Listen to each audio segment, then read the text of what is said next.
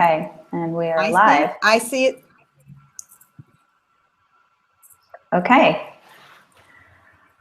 Hi there.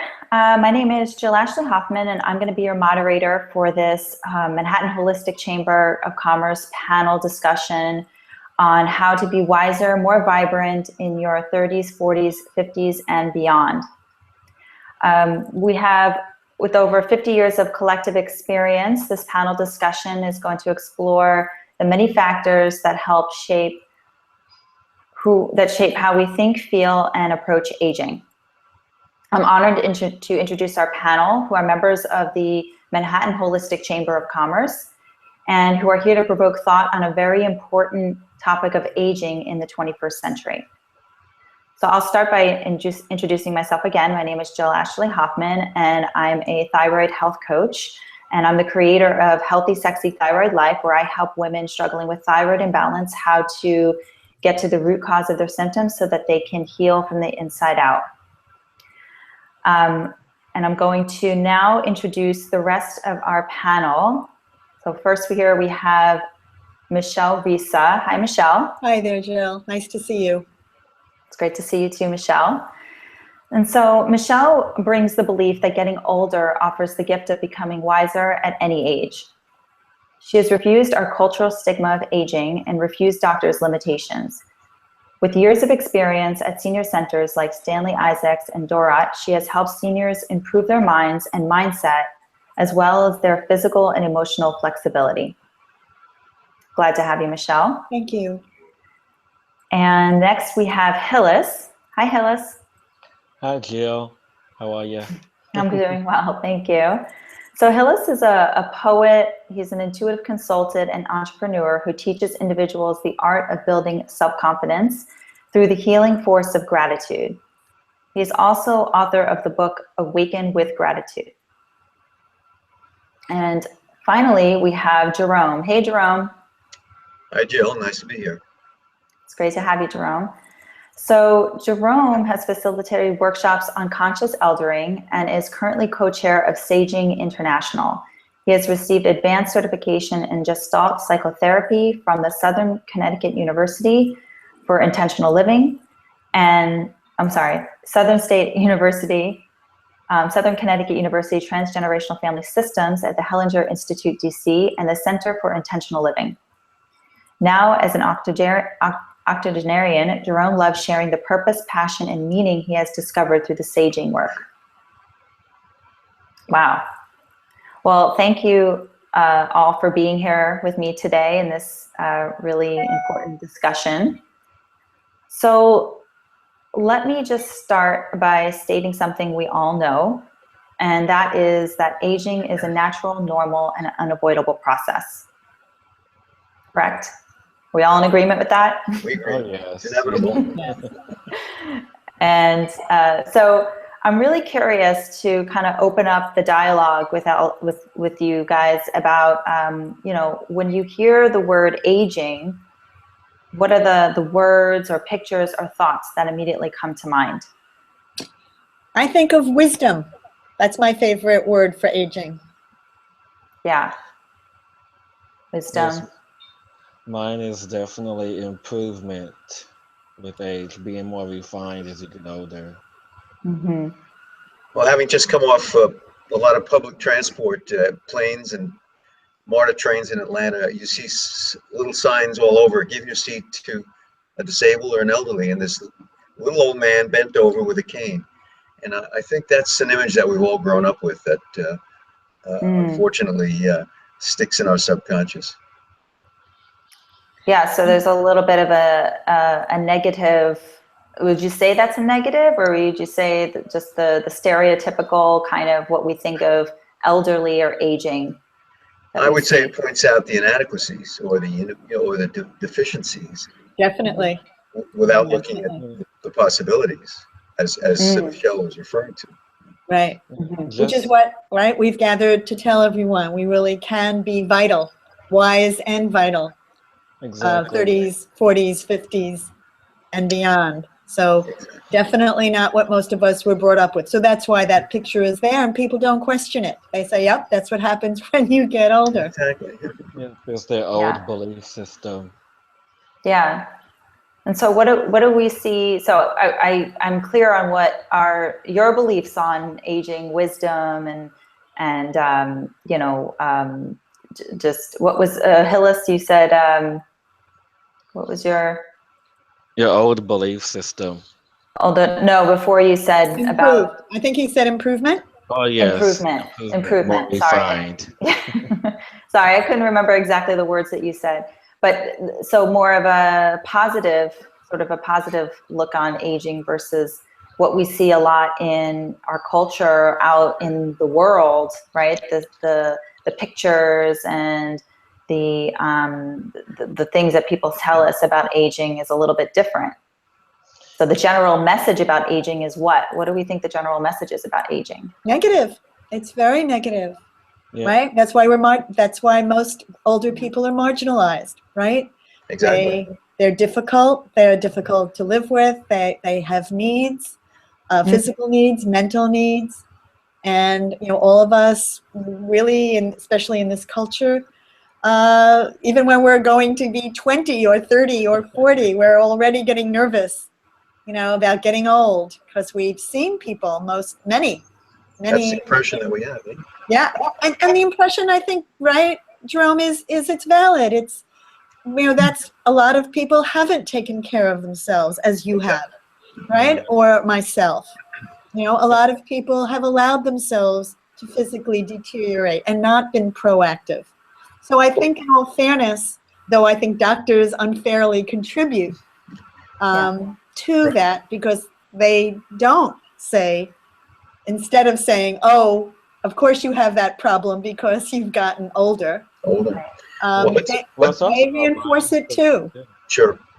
Let's also take just a brief snapshot of sociological change. When the Industrial Revolution came along, the elders who were productive, who could do something, and who in agriculture, let's say, they were not so capable in the factories, but they had a lot of wisdom and tradition. They knew when to plant, when to harvest, and they were always kept as part of the inner circle of the council, so that wisdom could be imparted.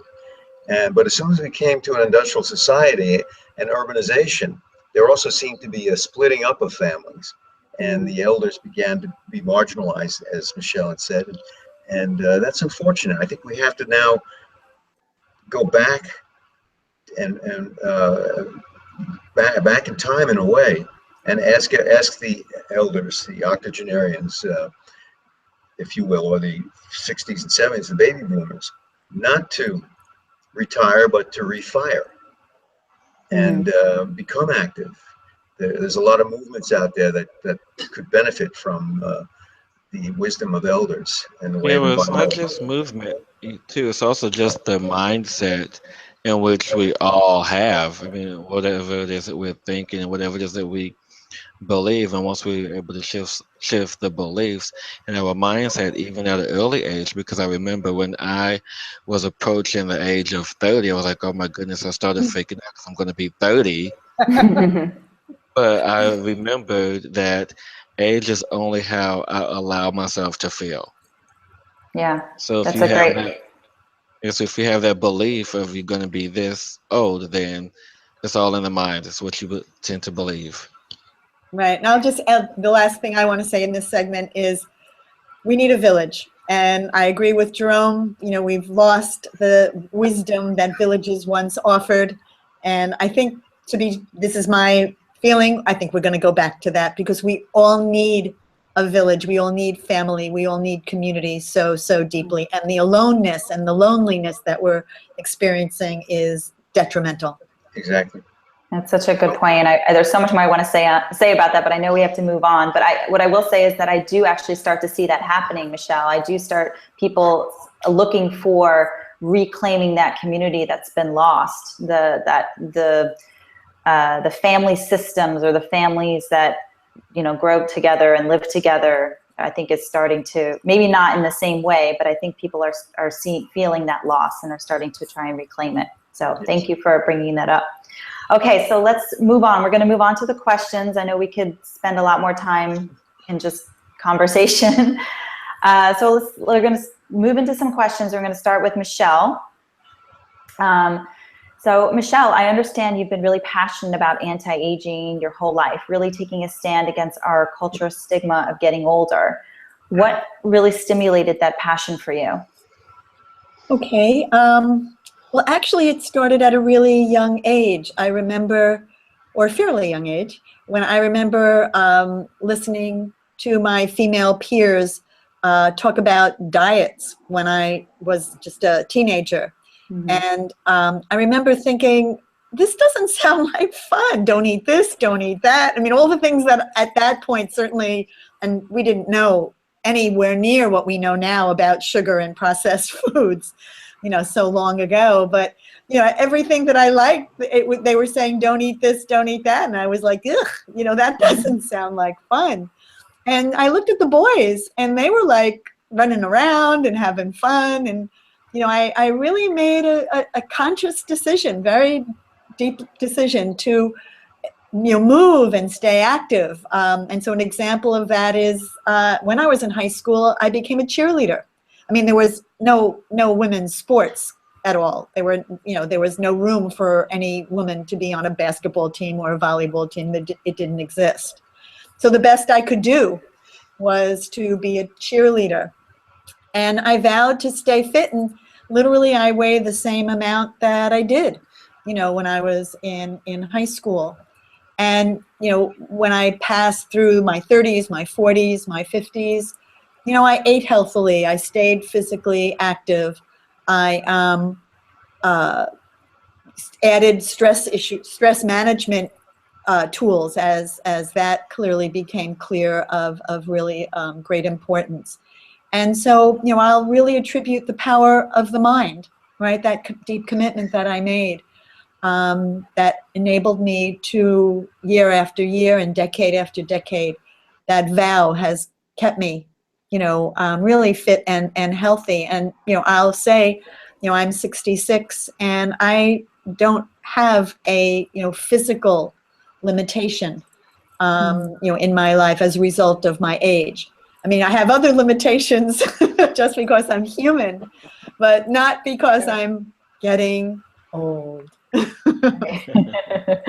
Wow, what a true testament to the power of belief and thought, you know, taking that on at such an early age, and it's no coincidence that you are where you are now. So that's great. Thank you, Michelle. You're welcome. So let's move on to Hillis. Hi, Hillis. Hi, Jill. So Hillis, tell us, how can gratitude really counter the belief that our quality of life suffers as we get older? So with gratitude, how we think of it is us overcoming an obstacle, us living through any particular challenge in our life, in our daily life. And we have to come to terms with that aging of the physical body is a natural process, like anything living. Age is the natural process of all things, no matter if it's a living organism or not. But we come to the terms and belief and acceptance of that aging is this natural process, we can look at our lives differently. We can observe our lives differently. You know, like for example, you know, with me losing my hair at an early age, when I was like 25, I started losing my hair. But, you know, looking at the natural processes of everyday life, we can surely understand that we can get older and wiser and more vibrant through the acceptance of the natural process of who we are and what it is that we believe in, by changing our mindset that this is only as we feel and not as we are, and not what we feel and witnessed throughout our whole lives. So gratitude helps us step into that role of appreciation of who and where we are in our life. Great, thank you. Yeah. I totally agree. I think just appreciating where you are, and I'm probably one of the few people that can say that I'm actually really looking forward to the next decade of my life, because I really believe it's going to be the best, one of the best ones. So most people don't say that. They're like, no. But having that appreciation and gratitude that each phase brings something new, Exactly. right? Something new that's positive, I believe. So yeah, and having gratitude for that. Such a different mindset, different outcome. Beautiful. Yes. Okay, so let's go on to Jerome. Jerome, tell us, how can we maintain our youthful vitality as we age? Well, Jill, at Saging International, the saging work we do, we feel it has a sort of stool, a three-legged stool. One leg would be learning, lifelong learning, which is, I think, very important. Not to feel self-satisfied in that, well, I know everything I need to know. And people asked famous cellist, I forget his name right now, why he continued practicing into his 90s. And he said, well, I'm getting better. So, we can improve as we age. The second leg of the stool would be community. The importance of elders finding community, as Michelle was talking about before, the village. Well, we can't go out and always find an intentional living place where there's a perfect balance of elders and young people. But we can find communities like through the Conscious Eldering Network, or even Saging International. That website is very powerful, with a lot of resources and ways of connecting with seniors, and with ways of giving service, which is the third leg of that stool. Because in giving service and connecting with something greater than yourself, and realizing that you have gifts to give, or perhaps acquiring new gifts, I think that that stool is well balanced.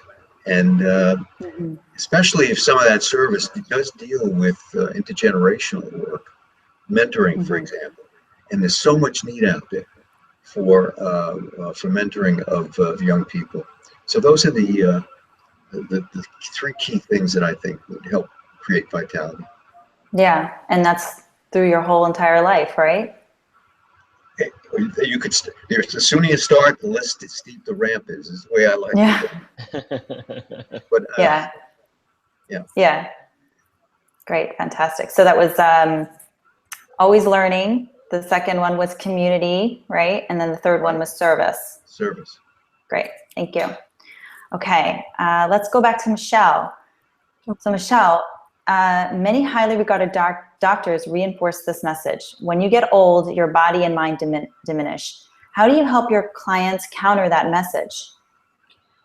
The very opposite of diminishing.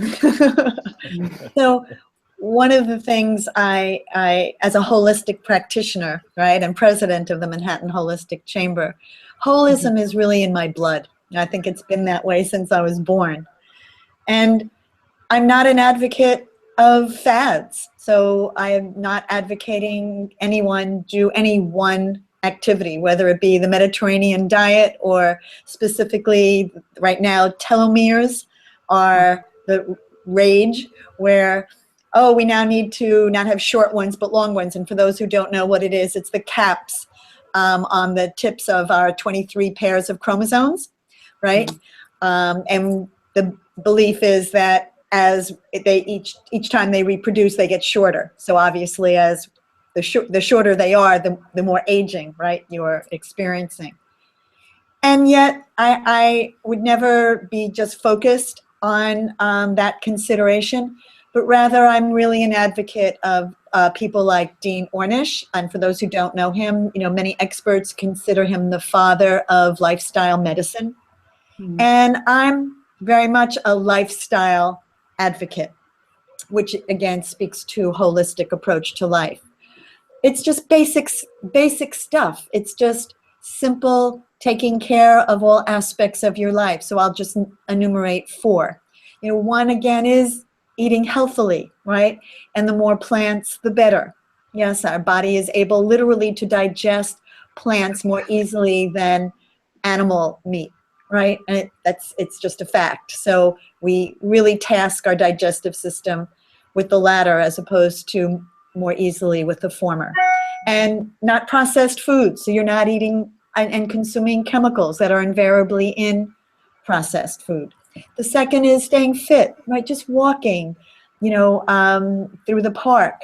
Yes, some people are doing yoga or moderate exercise. So research shows that sitting is killing us, literally. We sit way too much.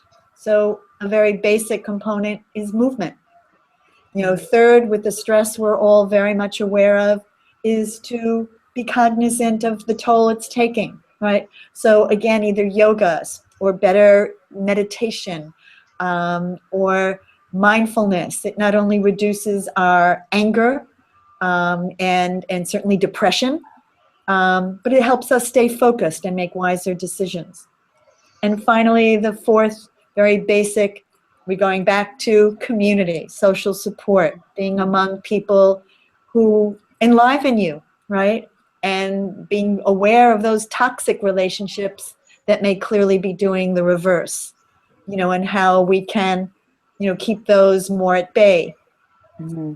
And finally, I really cater to what people specifically come to me with, Jill. So it could be anything from sleep deprivation, to problems with money, right? We all are human with our issues. And again, it's not what, the diet that you're on or going to the gym every day that will address it. But again, a very holistic approach that enables you to really stay on track and make these changes for the long term. So let's live long, but let's also live with vitality, right? And joy and happiness. So that's the formula. So just basic stuff. Yeah, thank you. It's basic, but it's also, I think, can be overwhelming for some people because, in our culture especially, we tend to focus on the first two, right? We tend to focus on what we eat and the exercise or movement. I'm glad you used the word movement. I don't really like the word exercise, but a lot of people think of exercise and food as the only thing that we need to focus on to be healthy. And that's really, in my opinion, I think those are the things, yeah, they're important, but I think it's the community, it's the mindset, it's the emotional part, what we do on the inside is what happens on the outside. So I love that you really take a holistic approach, and guiding people through that is so important because there's a lot of information out there that, you don't know where to start, And that's what I just that last tip on that is, the more we keep looking for the magic pill or the magic bullet, we'll never find it. We'll never find it. And so it may seem overwhelming, but if we just think about the very basics that we need, really, to stay vital and happy, and it's very unique for all of us, So we can't cookie cutter it. And right. So it's true. When you want to be a really good swimmer, you find a swimming coach. If you really want to be a good musician, you find a music coach. So it's not surprising that if we really want to improve the quality of our life, we can hire people to really help us see the full picture and navigate slowly through all of it, tweak it, and really customize our life in the ways that really serve us. Yeah, that's a great point because we are such individuals. So, going online or reading a book even, which there's so many great books, but, you're not getting that specific for you approach necessarily. There's always some tweaking that needs to happen, and how much faster you get there when you have someone to guide you along the way. Absolutely. Yeah. Thank you. Okay, Hillis, we're back to you. It seems that in our modern society, we are more willing to invest in the maintenance and taking care of our cars than we are of our bodies. I'm curious, what are your thoughts on this? Well, it's an interesting take because we tend to spend more money on our modes of transportation, whether if it's our personal car, bikes, the public transportation system, whatever it is that we decide to utilize to get us from point A to point B, we put money that we invest in there because we feel that's connected to our livelihood. But we won't have our livelihood without our physical bodies, right? Our physical bodies help sustain us and allow us to simply be who we are and where we get and get to where we have to be. And if we pause for a moment and realize how much we are putting in our modes of transportation, we can take maybe a percentage of that, 5%, 10% more of that, and invest in our well-being, our physical bodies, Mm-hmm. to allow us to have the optimum health that we choose to live, and to live longer, to live healthy, to be more vibrant, in the sense that we are not so dependent on our other modes of transportation, when our body is our vessel, the vessel that guides us in each and everyday life, that sustains the soul and gives us vitality when it's called upon. Yeah, that's a good point. So our bodies are actually our vehicles, right, for our souls and who we are, to move us around. So why wouldn't we expect that we need to take care of them? Of course, of course. So that makes a lot of sense. Thank you, Hillis. You're welcome. And now we have our final question for Jerome. Hey, Jerome. Right? So tell us, what is the last word, or what is your last word on how we can harvest wisdom as we age? Well, the last word sounds like I'm going to expire right after I answer this. I hope not. Absolutely not. Yeah, so I think the first step is to define wisdom, I think. And in my vernacular, and the way we deal with it in saging, is that wisdom comes from life experience. It comes from learning as we evolve, and especially when we make mistakes. So that if we feel regrets or resentments from things that happened in the past, it's so important to look at those events, and to look at even our input into it, our shadow, and as Jung would call it, and see what our part was in that problem that we had with our sister Mary. She's not talking to us anymore, or with that business relationship that seemed to go bad. And when we can recognize our part, we learn what it was that happened, and take away something that can be used to avoid it in the future. So if we don't look at history, we're destined to repeat it. That old expression. So looking back is very important, and looking ahead is important, because when we don't look ahead and plan, because we're afraid of looking at what might be diminishment of physical or mental abilities as we age, and think that we can avoid those, looking at it per se and preparing for it, then we're perhaps leaving ourselves and our families in a desperate situation where they don't know our wishes, and let's say we're in a position where we're incapacitated, and there's a big gap there. It's very important to look at all the possibilities that will happen as we age, and deal with them. So I see the elder as kind of looking back and looking ahead, and embracing both the past and the future. And contrary to feeling that it's going to bring you down, I think once you stop fearing the future, especially fearing it, it liberates you. It gives you more energy to be in the present and to live each day. As the Buddhist philosophy is, live each day as if it were your last.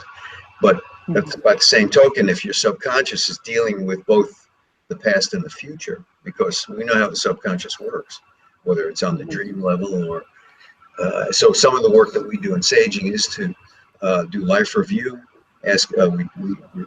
We recommend journaling. We recommend keeping what sometimes is referred to as a God forbid file, with your advanced medical directives, with your will, perhaps an ethical will, which describes what your philosophy of life is and how you treasure life, or what it is you treasure in life. So all of these things, when done, and you're looking at them on the table in front of you, you realize that you have a lot of accomplishments. You have wisdom, you have a future, and you can live for today. Amazing. So that sounds like with that wisdom comes from within. Oh, It yeah. does. If you, it's like planting, and if you fertilize it and till the soil, Yeah. and it will come to maturity. Yeah. Yeah. Yeah. Well, a lot of times we look for wisdom. We think it's outside of us. But what I hear you saying is that the wisdom is within us, and as we get older, we can harvest that by starting to take a look, right? Putting like a magnifying glass on different parts of our life, and taking responsibility, I think, for our lives and our choices and how things are, and that's wisdom. That's taking wisdom. Exactly, as opposed to knowledge, which you can get from a book or from somebody who's helping you or guiding you, can give you knowledge. But the wisdom has to be something you assimilate from within yourself and then utilize. Yeah, I like that, the way you explain that. Thank you, Jerome. So if I can just possibly, just as a call to action, since what Jerome said is just so wonderful, to have a review, Jerome, if you don't mind me, and buttressing what you're saying, is to ask everybody who's watching and listening to this, review, right? An unexamined life is not worth living, as someone else once said, right? Plato. Of course. And it would be a wonderful, suggestion, and then anyone else have any other, please, but what's coming to mind is to examine and see where you're strong and see where you can tweak. And possibly after this time with us, you will find just one thing, one area of your life, whether it be the food, the movement, the mindset, gratitude, community, service, whatever it may be. And just say, I'll enhance that area of my life for the next, week to 2 weeks, and just experience that. Right. So thank you, Jerome, for that suggestion. And I just wanted to just offer that to everybody as another possibility. Yeah. Thank you, Michelle, for doing that. That was good to have action steps for people. I think journaling, Jerome had mentioned journaling is one of the suggestions, and I think that's a beautiful practice to help really really reflect on things. That doesn't feel like, oh, I gotta look at every piece of my life and criticize it or anything. No, you can just start to reflect in a really nice way. I think journaling is a good practice for that too. So great, thank you. Okay, so we're coming to the close here. I want to thank our panel for contributing to this really engaging conversation. Once again, you've been listening to the wisdom of Michelle Risa, Jerome Kerner, and Hillis Pugh, and I'm your moderator, Jill Ashley Hoffman, and we're just going to go around real quickly before we close out, and we're going to share how people can connect with each of us. So Michelle, will you please share how people can connect with you? You have a website or email? Okay, so again, my email, the shortest is mrisa11@gmail.com. Again, mrisa11@gmail.com. And if you'd like to read more about me, the website is beyondbodymindspirit.com. Beyondbodymindspirit.com. No spaces between them, just all one word. So happy to chat further and discuss this very exciting part of our lives. Yes, thank you so much, Michelle. And Hillis, will you please share how people can connect with you? Sure. Everyone can connect with me for any additional information about gratitude, my services, or upcoming events. I can be viewed at Hillis Pugh and that is HILLISPUGH.com, and my email address is hillis@hillispew.com. Thank you. And Jerome, will you please share how people can connect with you? Yeah, sure. My email address is Kerner, Kerner, 1935. Guess what that number represents? At gmail.com. And the website is our Saging International. It's SAGE-ING.org. We'll list events and resources. And I have an event on June 17th that's listed there. It will be a one-day workshop on awakening the sage within. And we'd love to have people come join us and practice some of these elder practices.